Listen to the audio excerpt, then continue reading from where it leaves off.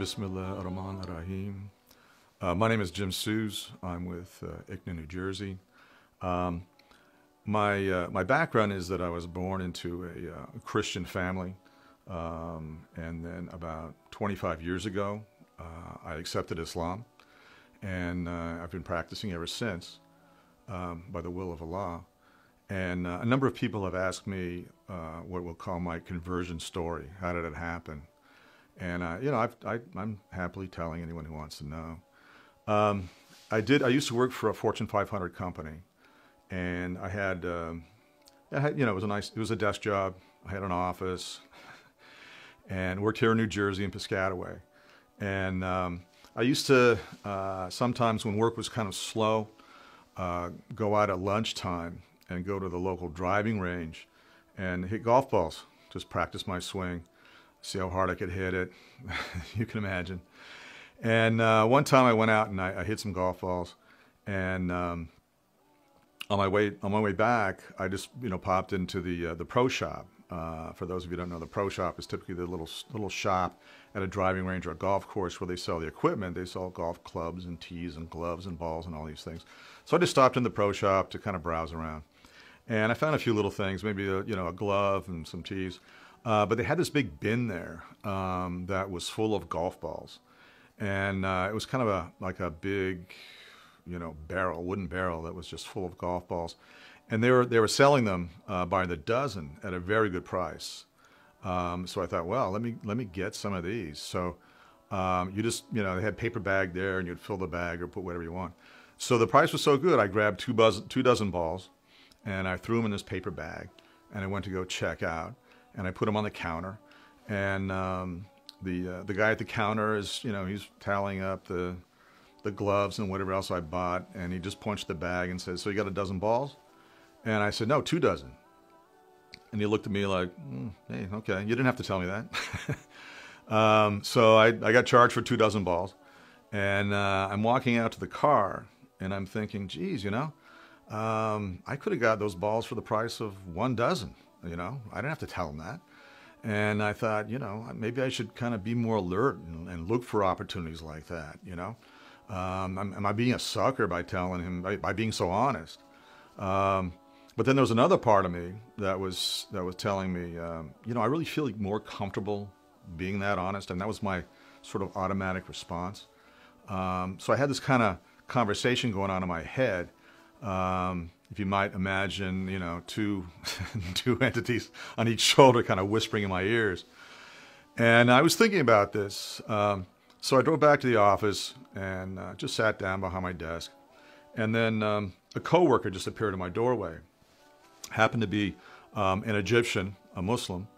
And frankly, I didn't even know that he was a Muslim. I think I assumed that he was not Christian. But he had the office next to me.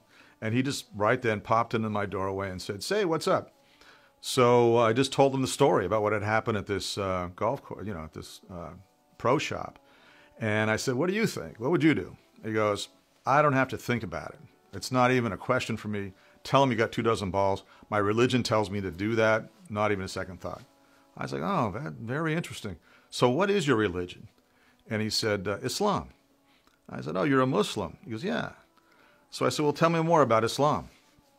So that's how the conversation started. So that exchange started a discussion between the two of us that lasted for several months.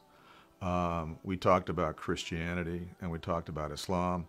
I learned a whole lot about the similarities between Christianity and Islam. I had no idea that, for instance, Jesus is referenced in the Quran many times.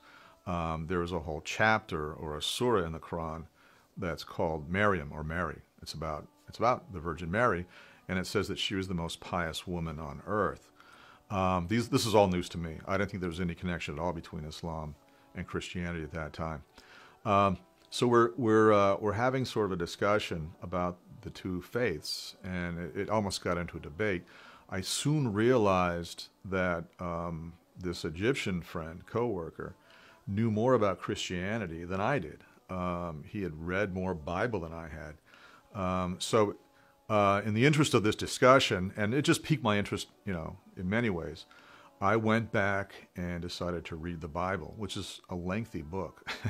If you look at the Old Testament and the New Testament, I just started from page 1 and read it through.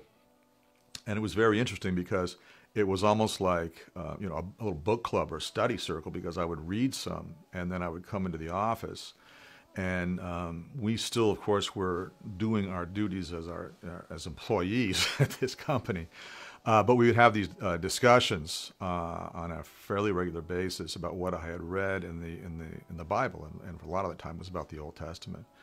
And I learned a lot. I mean, I learned about a lot, of course, by reading it, and then I learned a lot about the Muslim perspective on the various books and lines and stories in the Old Testament and the New Testament. And at the end of the day, I did come to the conclusion that Muhammad, peace be upon him, is the messenger of God, and there is only one God. So by definition, that made me a Muslim. And from that point, I did make it formal, and I took my shahada, with witnesses and all that, and began to practice Islam. And practicing Islam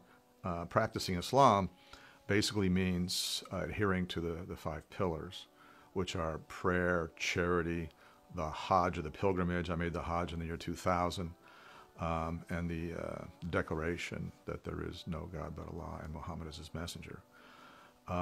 So a big part of my journey towards Islam was through reading the Bible and finding out, what is there, and getting a better understanding. A lot of the stories in the Bible are also in the Quran. In some cases, the telling is a bit different. In some cases, the telling is virtually identical. I think there are a good number of let's say, Hebrew prophets that are talked about in the Quran, and some of their stories are told there. And there are several references to the Torah and the Gospel. So that's basically how I got to this place. Thank you.